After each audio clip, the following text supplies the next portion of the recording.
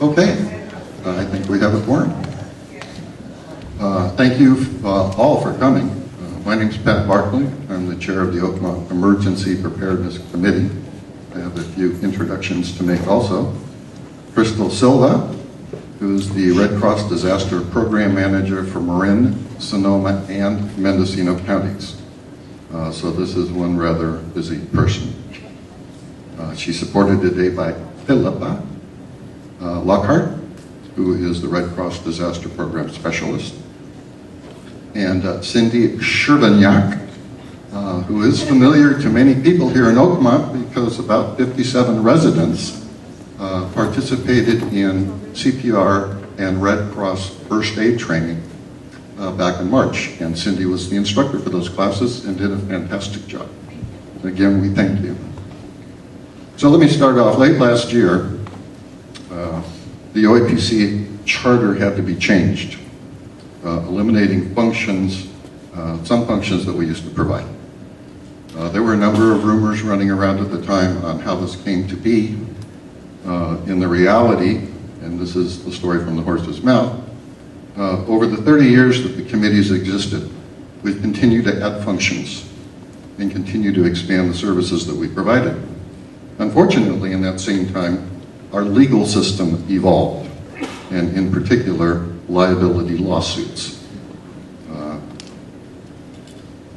This gave birth to some new laws, both federal and state, that are called the Good Samaritan Acts, or the Good Samaritan Laws, which cover individuals for liability if you're assisting another person. You're excused, you're covered by the state under this law.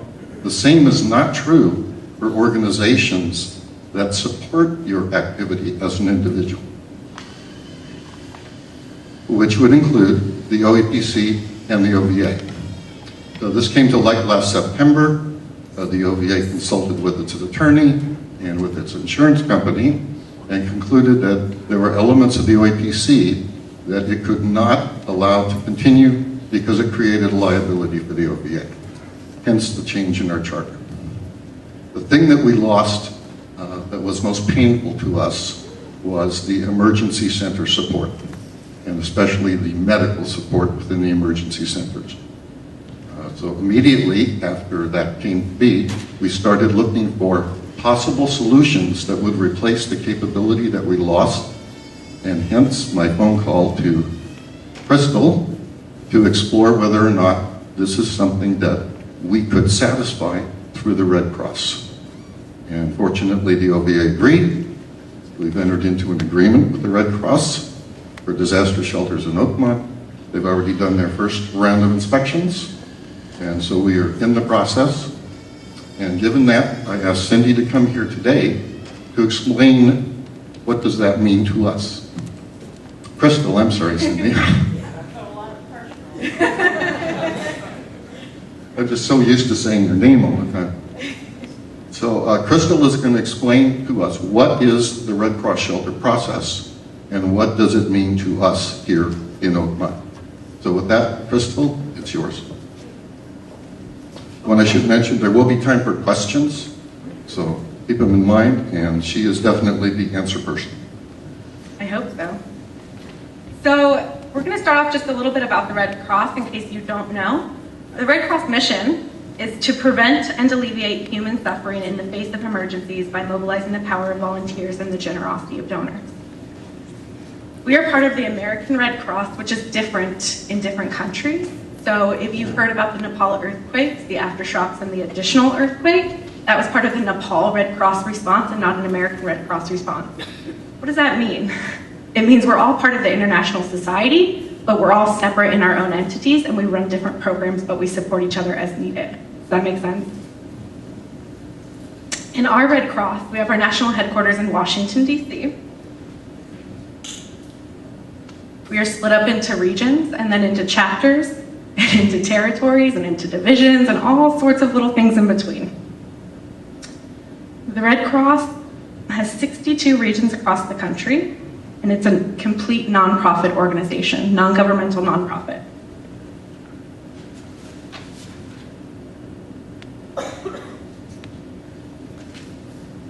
The Red Cross here in Sonoma County, in our area, in our chapter, is 98% volunteer driven. It means only 2% of us are actually paid staff members. All the rest are volunteers.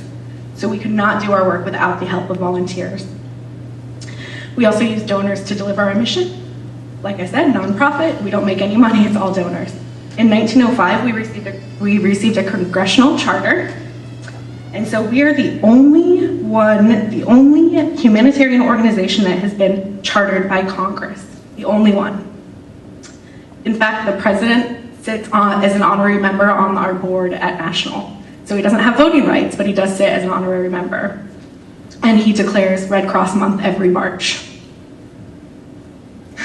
So this map is a breakdown of our area. As you can see, we're part of the Northern California coastal region. This consists of 16 counties along the California coast, from Oregon border all the way down to southern Monterey. We are part of the California Northwest chapter. So we're right there in the top in purple. That's 6 counties, if you can count them. The information on the right-hand side is no longer accurate, as the Bay Area chapter, Mark Cloutier, is no longer the regional chief exec. And ours in California Northwest, Tim Miller, has actually just moved on, and we just hired a new one who is Jeff Bumgarter. So you might hear his name around. Currently in the California Northwest chapter, we have 434 volunteers, so in all 6 of those counties. And then we serve about 960,000 residents. Let me go back to the slide. So as you can see, the 3 counties that we serve are actually part of 2 different chapters. We serve Marin, Sonoma, and Mendocino. So if you look on that map, we're actually geographically the largest territory on here that we cover up here. So again, the California Northwest chapter, Sonoma, Mendocino, Lake, Napa, Humboldt, and Del Norte, and it's 98% of the workforce is volunteers. So our department is disaster cycle services. We're mostly the response, the preparedness, and the recovery. However, there are many different services. Oh, how come that one didn't? Uh-oh. Not advancing. Let me try and re-plug it in. Oh, there. Oh. There we go. Okay. So there are different services. Like I said, we fall in that middle one, which is disaster services. We also have preparedness, health, and safety services, which is actually Cindy had grant funding to help with that department. So that's why she was able to provide first aid and CPR. So that's all of our classes, from nursing assistance training, CPR first aid, what used to be CPR for the professional rescuer, which is now called basic life support. All of those programs are run through preparedness, health, and safety services. We also have biomedical. Biomedical is our blood services. It's not as big up here in Sonoma County because we have Blood Bank of the Pacific, but we are around in all other counties all throughout the country. Service to Armed Forces. This is a program where we kind of unite the service members to their families back home and vice versa. So if there's a message or a death in the family or something like that that we need to get out to service members or back to families, we help with that. And international services. This is, like I said, even though we're separate from our international counterparts, we all work together. So whether it's restoring family links, if immigrants come over and they lose their families in transitions, we can help reunite them. We have certain initiatives like the Measles Initiative in Africa that we work with. We provide money and support for that. So we are considered second responders. We're not firefighters, we're not police, we're not sheriff. We're second responders to the scene to support the first responders. Okay, let me catch up on my notes.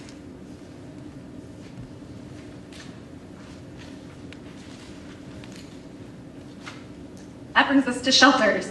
So this is what we've all been waiting for. So how do we decide to open a shelter? We don't just decide, we don't see the fire over the hill and say, we better just open a shelter because people are gonna need a place to go. It's not quite how it works. Pat can't go, it's kind of raining, maybe we should just open up the shelter because it looks like it's raining. It's not how it works. What we wait for is the city or the county to declare assistance with an evacuation or a request. When that comes in, we ask them how many people are we looking to house, how many people need assistance. They usually tell us whatever the number is, let's say it's 150. Then what we need to do is we need to look at our list of facilities, which you guys are now a part of. We also need to consider the location. So if it's a fire in the hills right over here, we're probably not going to use Oakmont as an evacuation place because Oakmont might have to evacuate, which means we might have to go somewhere else. Once we discover the location that we want, we will call that facility and check to see if it's available. So just because Pat and his team agreed that we could use your facility doesn't mean it's going to be available at the time that we need it. So we always ask permission before just going out and making a shelter. Some situations that might require shelter: fire, earthquake, flood, transportation, etc. And we use the use of agreements, which is what Oakmont just signed with us, to determine the location and have all the legal mumbo jumbo done.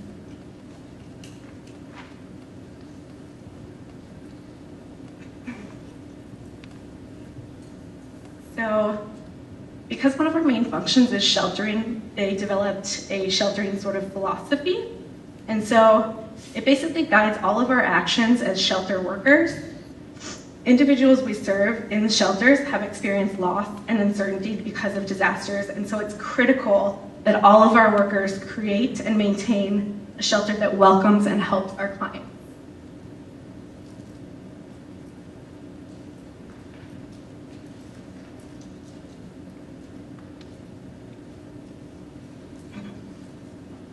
So there are a lot of different things that go on when we open a shelter.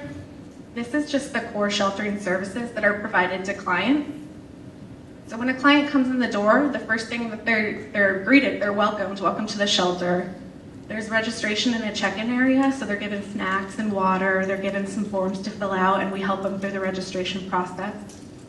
From there, we go into dormitories. So we kind of have it split up so that there's a sleeping area, there's a recreation area, there's a feeding area. So they get assigned to a bed or a dorm area.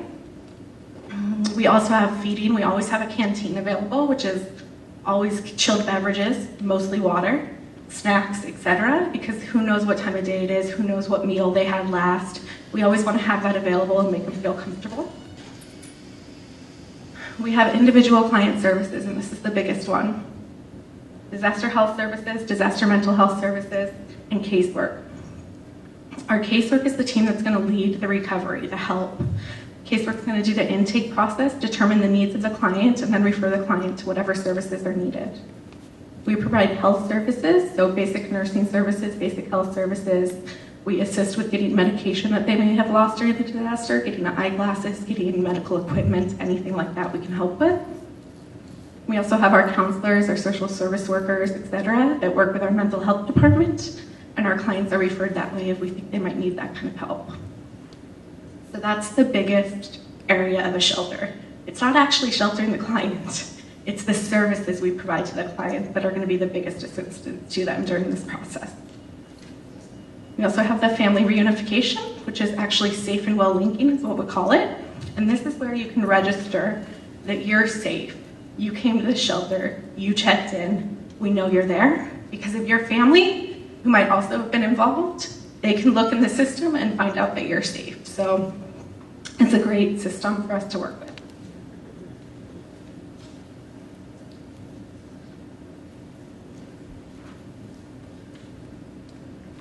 So this has been a major topic of concern lately, just on a national level. People with access and functional needs. We always make reasonable modifications to any of our policies or procedures to adapt so that people feel safe and comfortable in the environment that they're in. We always provide aids as needed. We also allow service animals in our shelters. We do not allow pets in our shelters, we allow service animals. There are 2 questions that we can ask when a service animal walks in the door. Do you need this animal because of a disability? And what work or task has this animal been trained to perform? So if there's any question, it's up to the shelter manager to determine the use of that animal. As far as pets go, what we like to do is to work with local agencies or organizations that take care of pets, and we have agreements with them to come and help and shelter pets, either adjacent to our facility or transport them to a better facility to take care of them while the clients are in our shelter. Sometimes this is difficult because clients don't want to leave their pets. I know I don't want to leave my dog. I would never leave my dog in a shelter. Or if I had to go to a shelter, I might even sleep in my car with my dog, and people have done that before too, where they're welcome to sleep in the car with their animal and then come in and use our restrooms, our showers, our food, etc. We also remove barriers to access at the shelter facility. So this includes things like our ramps in place for wheelchairs. Is there a step up in the shower? Do we have a ramp there that'll help? Things like that. We have teams that'll support us in making sure that we have those available.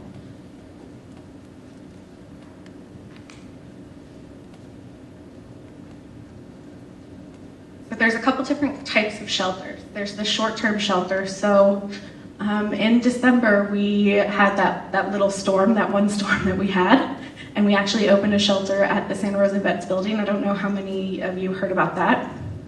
That was considered a short-term shelter. It's a short storm. We're all used to the floods, the river floods, it goes down, it floods, it goes down. We're pretty used to it. So we knew that that shelter was probably only going to be open for a few days, depending on what the outcome of the storm would be. So that was a short-term shelter.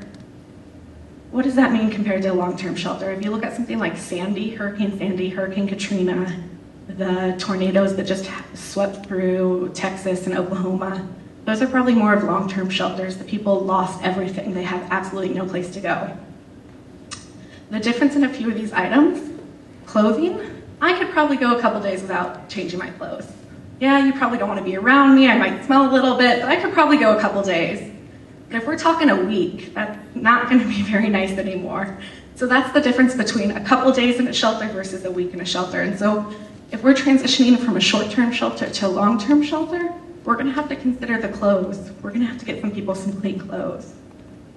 Comfort items, that's your personal care items, toothbrush, toothpaste, hairbrush, shampoo, conditioner, shower.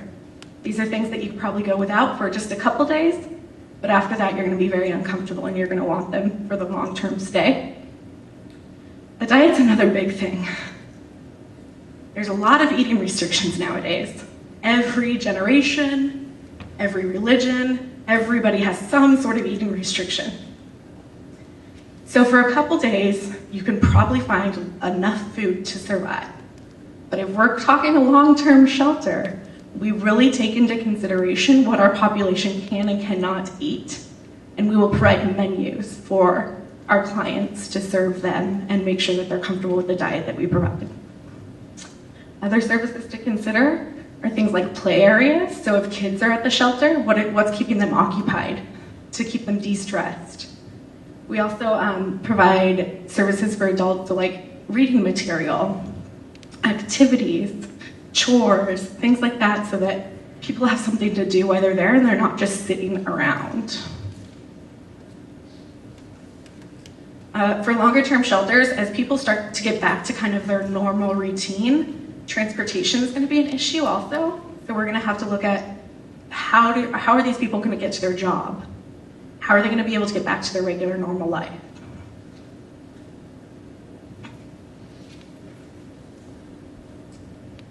So for our shelter services, again, we want it to feel as much like home as possible. We want it to be regular, we want it to be a routine. And so a majority of our shelters will have some sort of schedule laid out so that you know what's going on. So this is just a sample of one. Your lights go on at 7, your breakfast is during certain hours, the showers are open during certain hours. Usually there's sign-ups for showers so that we're not walking in on each other. Lunch is from certain hours. A lot of people like to get involved with chores or cleaning, so that might be during certain hours. Dinner, resident meeting. This will happen every single day. Every day to keep people informed of what's going on, what needs to be done, what the next steps are, or what's available. Every single day. You have some free time, quiet, lights out, and quiet time.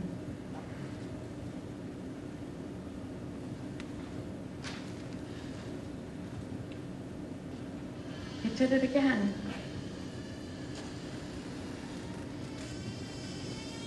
It doesn't want to work.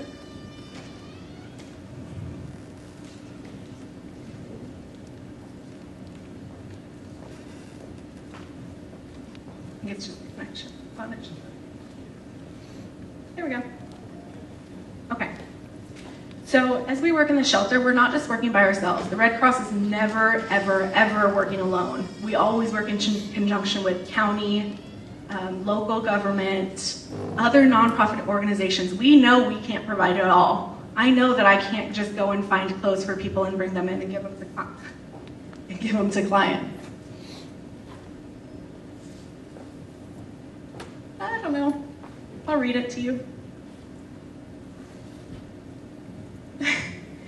So we collaborate with a lot of different organizations, from Salvation Army to Goodwill to Catholic Charities to churches to other nonprofit groups in the area that can provide additional services. So we work all together to make sure that these people have everything fulfilled that they need to get their life started again. We also work with the clients to figure out the recovery plan. So this is, what's your plan afterwards? Are you planning on going back to your house? Can you go back to your house? Are you planning on moving out of your house, going to friends, families? Are you planning on just looking for a new house? What are your plans? So we always talk about recovery plans. We don't just close our doors and say, you're on your own. Go find a place to stay. Never like that. We will always follow through 100% to make sure that these people have a place to go that's safe. We always give a notice, so we don't just close down a shelter, we transition our shelters. We give a minimum of a 24-hour notice, and this is a posted notice, so it will be all around the shelter posted that the shelter is transitioning, and so that by the time the day comes, people know that it's time to go.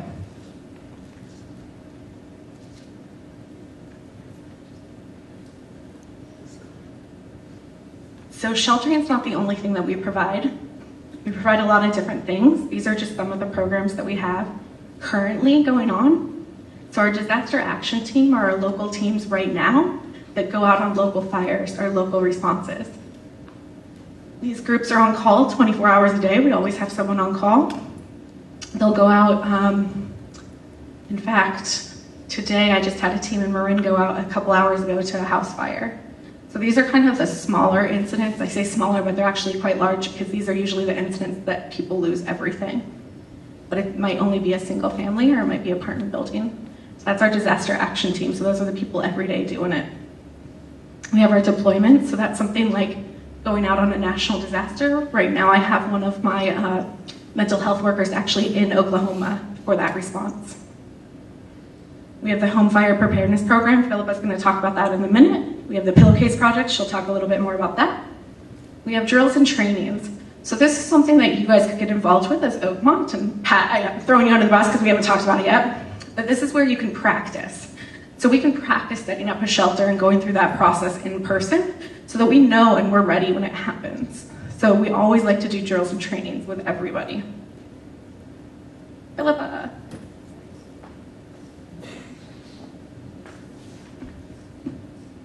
All right. Oh, that's loud. So hi, I'm Philippa. I'm the Disaster Program Specialist. So my function with the Red Cross is to focus on getting ready before a disaster happens.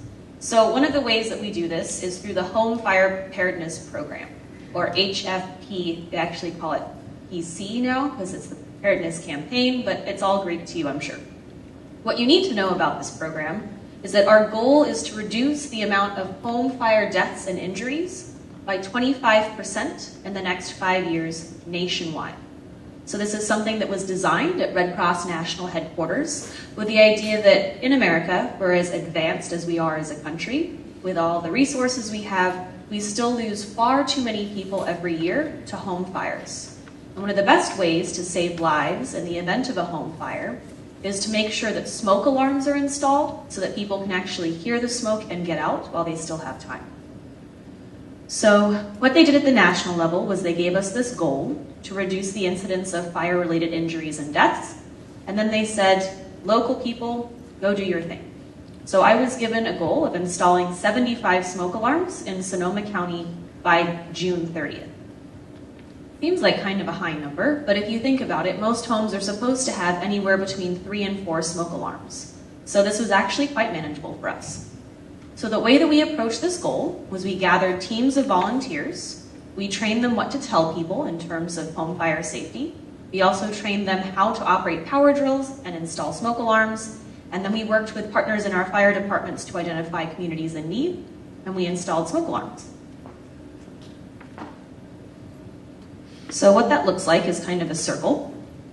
We analyze the data, so we try to identify communities that will need us the most. So we're analyzing reports from fire departments, we're analyzing reports from our own disaster action teams, and we're trying to figure out in what communities are home fires most likely to occur, especially in which communities are home fire deaths or injuries most likely to occur. So in that sense, where can we be the most help?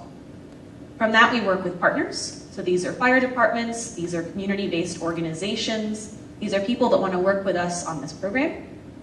Together, we pick a date, we recruit and train volunteers, and then we go out into that community and actually install the smoke alarms and inform residents about home fire safety. Once it's all said and done, we take a look at our successes as well as rooms for improvement, and then we go back to analyzing the data and we start all over again. So the reason I bring this up is because this is an ongoing program. It's going to be continuing through the next few years, at the very least through 2016. So whereas my goal for this past year was to install 75 smoke alarms, my goal for next year is to install 500 smoke alarms. So I'm talking to you today because I'm hoping that somewhere in this room are people that believe strongly in helping community members and maybe are interested in getting trained to help me install smoke alarms. That being said, I wouldn't expect you to sign up without knowing how successful this program has been so far. So, our first event was held in a mobile home park, the Blue Spruce Mobile Home Park in Grayton. We installed 95 alarms. It took us a morning. We had about 30 volunteers come out, including 6 strapping young men from the local fire department. And as you can see, they worked with us to install the smoke alarms. We fed our volunteers, there was music, there was a really great feeling of camaraderie. And then again, of course, you can't forget the impact it had on this community. So 95 smoke alarms means that lives are going to be saved. On the heels of that event, we scheduled another event in Rohnert Park at the Rancho Grande Mobile Home Park. We were able to install 222 smoke alarms. So you can see we're learning from our past, we're getting even better, setting even more ambitious goals. We ended up going back to that community on Monday to find those residents that had not yet been able to have smoke alarms installed. So in total, in Sonoma County, in the last 3 months, my teams of volunteers have installed 345 smoke alarms, which is pretty incredible when you think about it.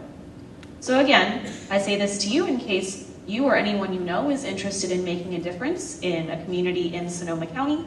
We also have programs launching in Marin, and eventually we will in Mendocino as well. So, if you like helping, and maybe you like to travel locally, you should send me an email and I'd be more than happy to get you on board. So, the home fire program is just one of the things that I do in terms of disaster preparedness. The next thing that I'm responsible for is the pillowcase project. So, in the aftermath of Katrina, they looked back at the ways in which families had responded to Hurricane Katrina and the disaster. And what they found was that students, or rather youth, were taking their prized possessions, stuffing them in a pillowcase, and running out the door towards the shelter. This really touched the Red Cross, because if you think about it, you know, this little kid is finding whatever it takes, they're grabbing the few resources they have available to them to make sure that they make it out of the disaster alive. So the Red Cross partnered with Disney, and Disney is sponsoring what's known as the Pillowcase Project. So this is where we target grades 3 through 5 in local schools. We go into the classrooms and we have this Disney branded pillowcase. So for those of you that have grandchildren, you know how important Frozen is right now, Mickey Mouse as well. They have all those fun stickers all over it. They encourage the students to decorate the bags. They talk to the students about what it means to prepare for disaster, what they need to do in the event of an emergency, and then they encourage the students to take the pillowcases home and start these conversations with their families. Because honestly, that's where it really starts to make a difference. When the parents are asking the kids, well, what did you learn at school today? And the kids are saying, well, I learned in the event of a fire, we have 2 minutes to get out. Well, I learned in the event of an earthquake, I need to make sure that I have food for 7 days. I need to make sure I have batteries and medicine. So these are important conversations. So the goal for this program is to improve youth knowledge of natural hazards, as well as to improve youth ability to engage in individual and family preparedness. So for themselves as well as for their families. So our target is to distribute 850 pillowcases by June 30th, 2016. So that sounds like a lot. So again, why am I bringing this to you? Why does it matter?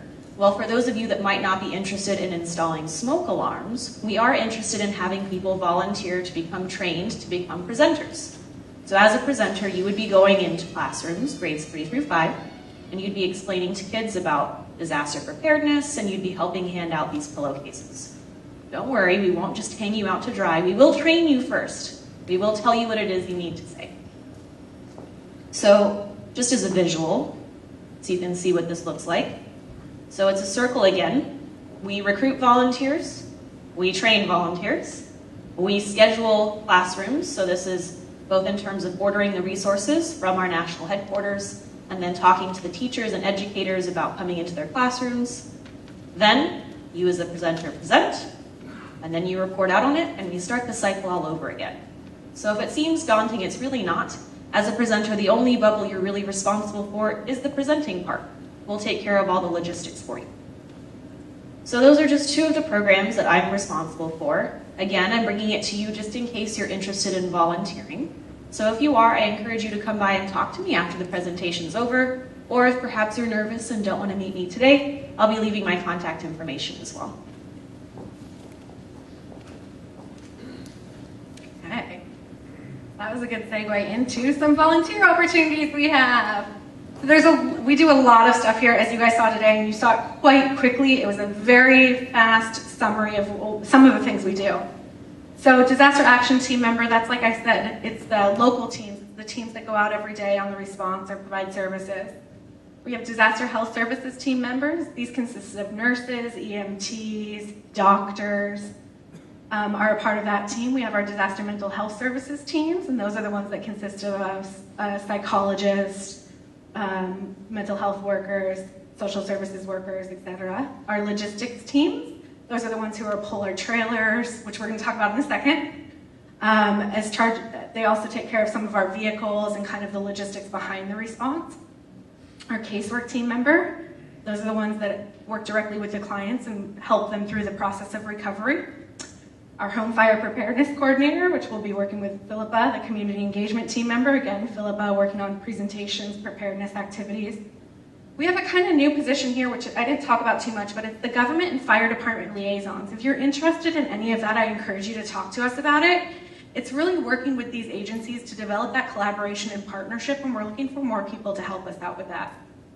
And deployment or responder, and those are the folks that'll go out more on national responses or up to Mendocino or Humboldt for the wildfires and things like that. So a lot of opportunities.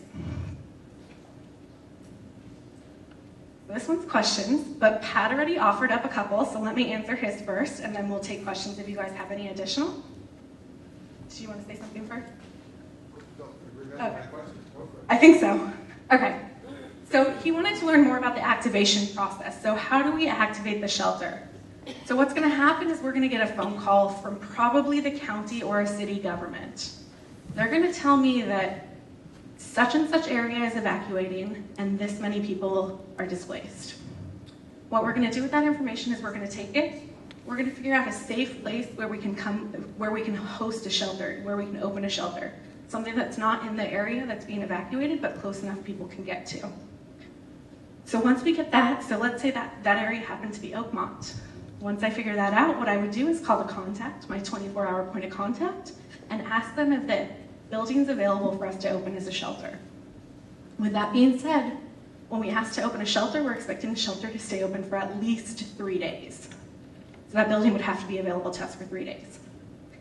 If they agree and that building's available, then we start the process. So what we'll do is we'll pull over one of our shelter trailers.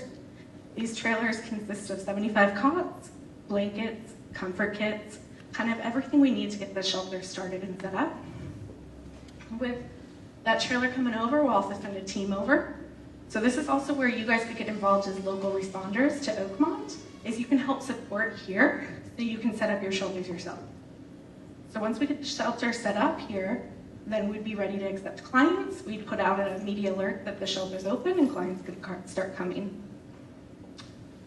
Was there one more? Trailers? Let me check. That was a sample scenario. That's awesome. We talked a little bit about trailers. So we have storage facilities that we have been using for emergency preparedness, and you had mentioned a standard shelter kit.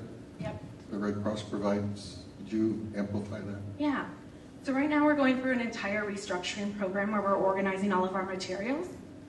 So our typical shelter trailer, which we have spread out through all over the county, I think we have about 12 to 15 in Sonoma County alone. We place them ideally where we know the places are going to be cut off. 1-lane roads, a river is going to flood that road, etc. So inside of those trailers are everything, like I said, you need to open a shelter: cots, blankets, comfort kits, supplies. What we would do if we have supplies, so during the next 3 months, we're really transitioning this to make it more organized. Once we do that, when we get our supplies organized, we hope to be able to provide some supplies here. So not necessarily an entire trailer, but some cots and blankets and comfort kits so that you guys have those supplies here if you need them. And we might not be able to get to. So And that could supplement materials that we already have here. Exactly. Yes, sir. The origin of the activity here in emergency preparedness came with the image that there would be a major earthquake, I think 1906, and that in effect, for quite some distance around here, everything would be shut down. And Oakmont would be on its own. And Oakmont has a very senior population. So the idea behind the shelters had been very much, our shelters, had been very much the idea of dealing with that. While you've described a process that I can see working for other circumstances, I'm not sure I see how that process works for that specific circumstance where, let's say, the city of Santa Rosa has been devastated by an earthquake comparable to 1906, and what we're really trying to do here is do what we can to help the folks who live here. So that's a great question. We don't really know what's going to happen if we get a 1906 earthquake. All we can do is prepare and plan. So in a situation like that, ideally what we'd want is you guys to have your own trained emergency response teams that know how to open up shelters, know how to run shelters, know the equipment that's needed, knows the process to take care of people, etc. If something like Santa Rosa is completely devastated, we're probably not going to be able to respond. We actually, in fact, just had a training in Cazadero because we know they're going to get cut off. We had an entire shelter training for a team out there, and there's 3 different classes. There's the shelter fundamentals course, which is the basic, here's how you open a shelter. There's the actual simulation, where we teach you how to put the cots up, the distance apart they're supposed to be, where the registration table is supposed to go, that process. And then there's a special class for the manager. So we're also looking for people who want to be trained as a shelter manager. Now, when you think about this too, you have to think about, we want to be at least 3 deep in every position, because you don't want people to work 48-hour shifts. We're talking about maybe 8 to 9-hour shifts at the most so that people can stay on their toes.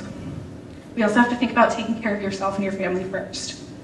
So if something happens, you should always take care of yourself and your family before you even come and think about helping other people.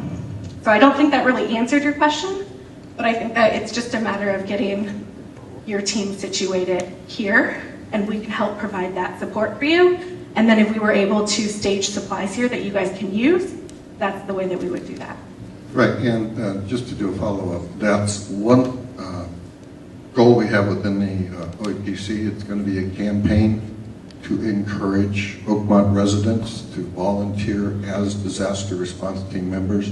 Even if it's not an earthquake scenario, having a team here in Oakmont certified by the Red Cross as responders means it's going to significantly cut down the amount of time it's going to take to get our shelters open. And so that's the campaign. That's not on Bristol, that's on the OEPC, that's on me to go through a recruiting campaign, and you're going to be seeing it in the Oakmont News and in other meetings. We're going to be looking for volunteers, and when the volunteers come in, they're trained and certified by the Red Cross.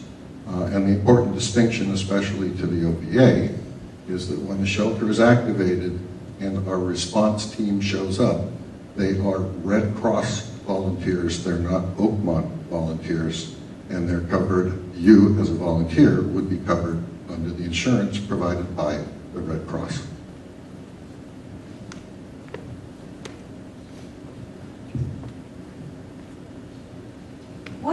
Has the Red Cross agreed with the OEPC on the capacity of shelters at Oakmont? So we just did a facility survey on all of the buildings that we decided could potentially be shelters.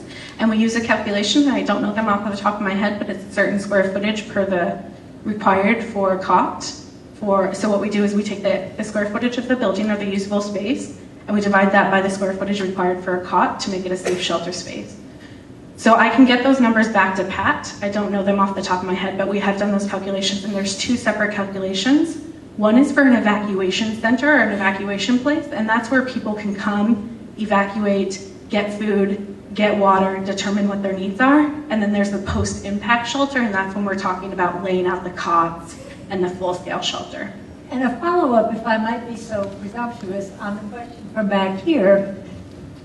If the scenario this fellow proposed came to pass, what's the priority of occupants for the shelters at Oakmont?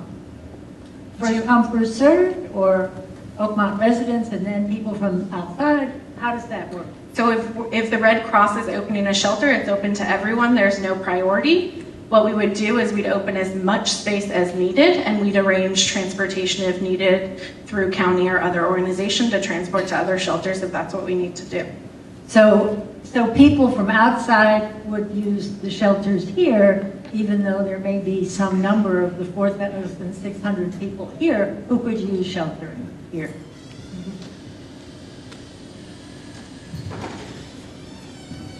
The Red Cross agreement that we signed basically says that Oakmont first has to approve of the shelter coming in. Mm-hmm. So if we found that there was a need within our community that outweighed the needs on the outside, we can basically say, no, we need this for Oakmont.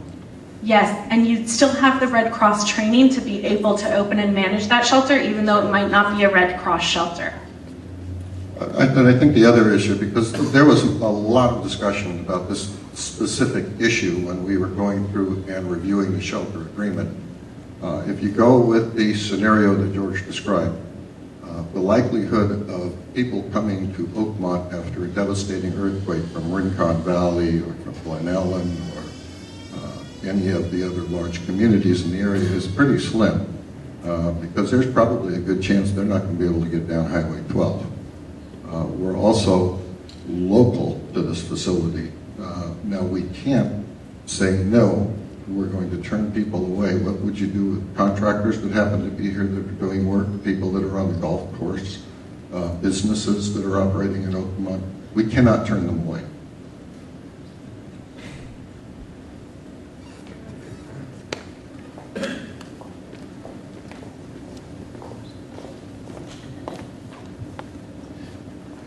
Since Oakmont is dependent on Highway 12 in both directions, and something happens, will there be an inventory? I mean, you stockpile cots and food? I mean, that seems like a big order. How do you have the wherewithal to get started and get everything set up? That's a great question. That's something that we're definitely going to be working with Pat on to make sure that you guys have supplies that are needed to get you through that initial however long it's going to take. Usually we try and provide enough cots for 3 days or enough supplies for 3 days, and then we go from there. Because usually if it's something big like that, let's say the epicenter was, say it was a Napa incident, right? Napa happened last year. Then what's going to happen is the federal government's going to come in, state government's going to come in with the helicopters and the big vehicles and be able to bring extra supplies quite quickly. And so we plan for 3 days, and then they would come in and help support us and supplement us. So that's something in the next few months we'll work with Pat on to make sure that you guys have supplies to get you guys started. My question, where are other sites nearby where you might be setting up shelters? And question 2, how do we sign up to help? So I do have, you want to flip to the next slide? There's contact information on the next slide. Feel free to call, email, or you can reach out to Pat. As far as other shelters, we have about 140 designated shelter sites in Sonoma County that consists of a lot of schools, a lot of churches, etc. I don't know exactly where the next closest one would be because I don't have it memorized, but we do have a lot, including in Sonoma Valley and Santa Rosa. So It's important to say too, if you volunteer as a disaster response team member here, no one is going to force you to leave Oakmont to support another shelter. You're welcome to, and the Red Cross would certainly encourage you to, because that's a part of the program. But you may be asked, and no is an acceptable answer. If you're only interested in supporting the shelters here in Oakmont, that's what you're going to do. And in terms of who do you talk to, I'm the right person, because what we're doing as the head of the OEPC, we want to take that, first off, take the burden away from the Red Cross in developing our own team, or at least identifying the team that we can then get Red Cross training from. Plus, it always, also if you go through Cindy, she's not necessarily going to know it's someone here, so you may not get on our list, because we hope to be spearheading the effort ourselves. And eventually, I would assume we would have our own disaster response coordinator in Oakmont if we had a sufficient number of volunteers. And then Red Cross wouldn't have to dispatch anyone. Yeah, if you go through Pat too and just let him know what positions you're interested in. So we listed a lot of non-necessarily disaster response positions. So if you're interested in things like the preparedness or engagement or government relations, if you go through Pat or ourselves on that, we can definitely loop Pat back around to if on a non-disaster position, just so he's aware that you guys are working with the Red Cross. This is more a question for Pat. How the COPE leaders will be involved in this process? Good question. Well, COPE being a neighborhood program, actually I should pass this question off to Sue Hackengard, since Sue is attending the meeting here. Didn't know you were going to have to speak, huh? I speak a lot. Yes, the COPE team leaders will be very much involved. I'm sure you have all heard about the new group of people called zone communicators. Is that everybody understanding that? When somebody volunteers to be a zone communicator, I assign to them the 4 or 5 or 6 teams that are in their particular area. And that communication between the COPE leader, the zone communicator, will then all get forwarded on to the emergency centers. So the COPE leaders, I would say, would be the first level of understanding of what the problems are in each neighborhood. I think that's pretty obvious. That's what COPE leaders have been trained to do. Check all the houses in their neighborhood, find out what's wrong, what they need, what problems they have. Thank you.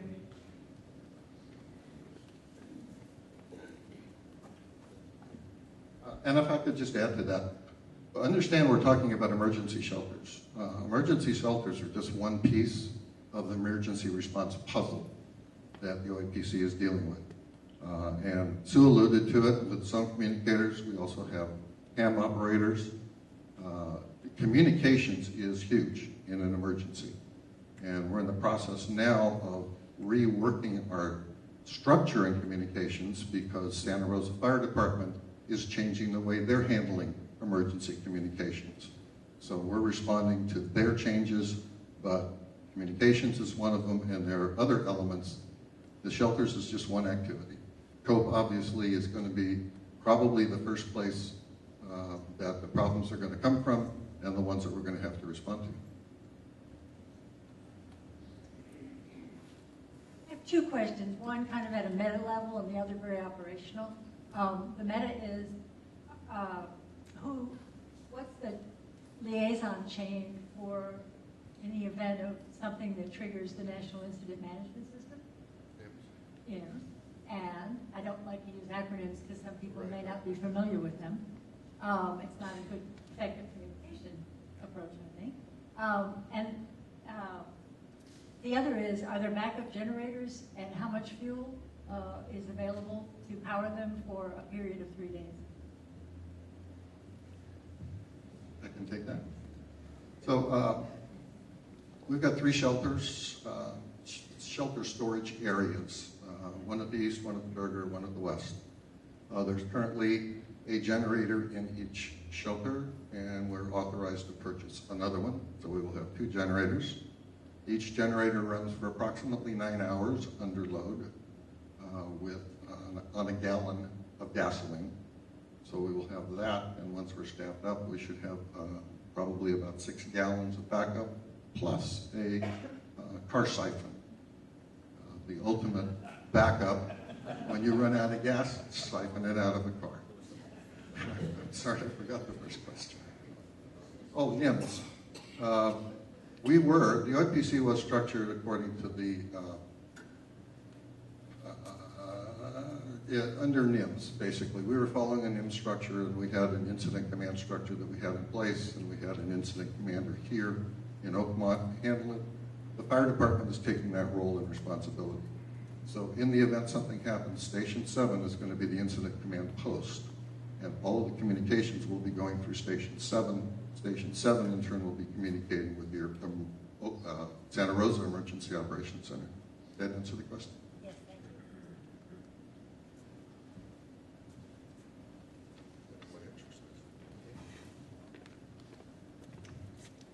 you. I'm very attracted to your family reunification program, because one of the things that's quite key to a community like this is there's going to be a desire for two-way communication with family. That's sort of obvious. Could you explain how that works? Yeah, so the website is Safe and Well linking, and so it'll be hooked up in a shelter. And so basically, Red Cross will put out announcements, media alerts all across the country saying that this website is available during a disaster. So if your area is affected, you have the opportunity to register if you choose so on that website. You also have different opportunities on that website of how much of your information you want to be published. So if you just want your name to be published in your city, if you want your contact information, whatever you want published, and then anyone can go onto that website across the country or the world and look up your address, your phone number, your name, whatever you choose to publish. It will say that you're safe and well. It won't necessarily say your location, because we don't want people trying to come and get you or come and find you. Does that answer your question? Yes. A follow-up to that is, what about interrupted connectivity? I mean, you're assuming that, A, that the power supply limited by the gallonage of gas on hand can be used to power a computer for people to do this. And what about Wi-Fi? I mean, I don't think one can assume that that continues in an uninterrupted fashion. That's very true. And so we work with a lot of partners, AT&T and Verizon and PG&E, to try and get those systems up and going as soon as possible. However, we also have a paper system, so you can put your information on a paper card or system, and we can get that over to an area where they do have access, and they can put that information into the system for you.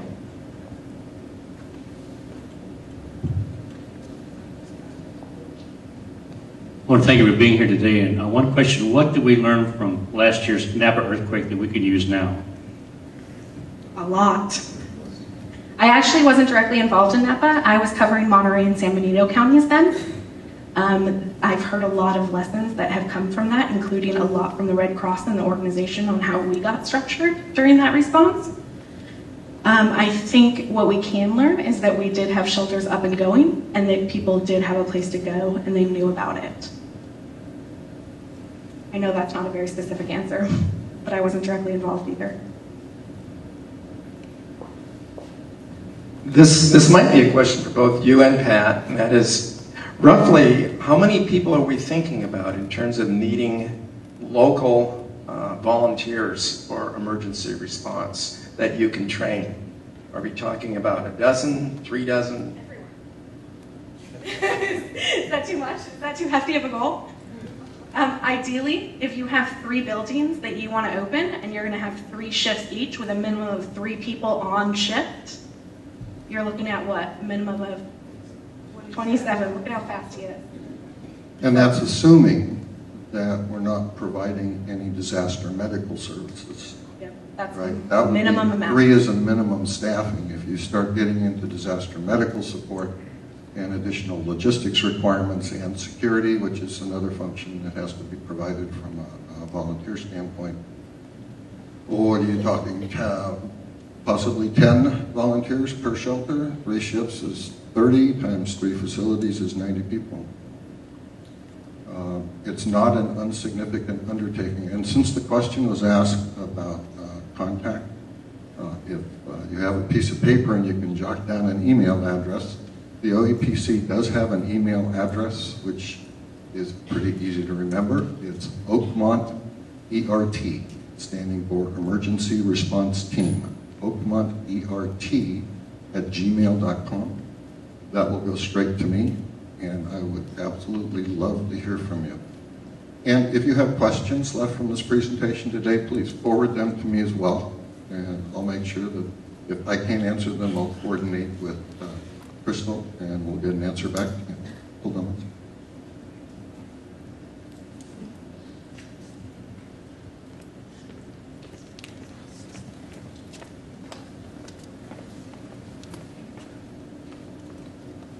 I don't know if this sounds silly or not, but I just keep wondering what if if we have an earthquake and the buildings that you're assuming are going to be okay are not okay. Then what? Then we'd have to go to different buildings. And so what we want at that point is transportation to be able to transport people if they're interested in going to a shelter in a different location. We will not open an unsafe building. In fact, that's one of the prereqs is an inspection of the building before we open it as a shelter. And if I could just add to that, one of the provisioning items that we had identified for our shelters, our storage shelters, before we ran into the issues last year, was tents. And open tents, the concern obviously if the building's can't be occupied and it's inclement weather, we need to protect people from inclement weather, and at least one closed facility so that there would be some privacy if there's medical issues going on.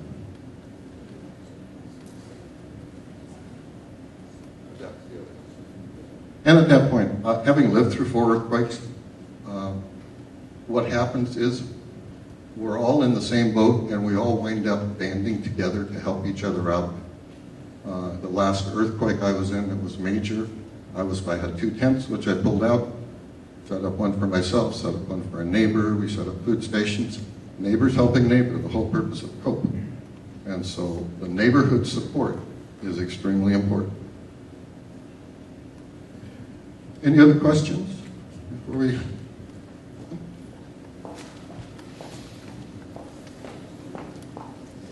So with regard to neighborhood helping each other, let's say there was a fire up in Guerneville and people are evacuated to here. Are we encouraged to come and offer help at the shelter, or do we need to be trained before we can come in and help?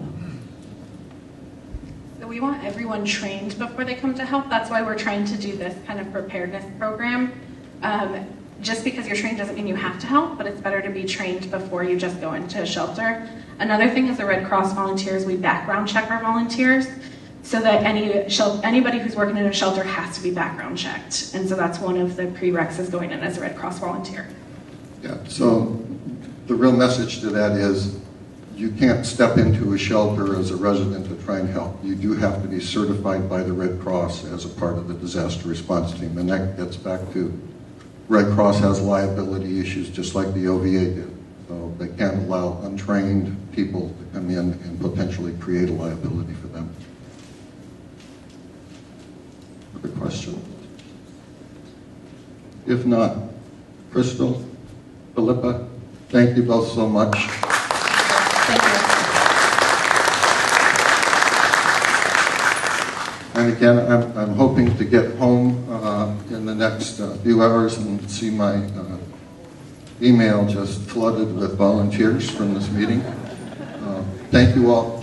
Seriously, please consider it and talk to your neighbors.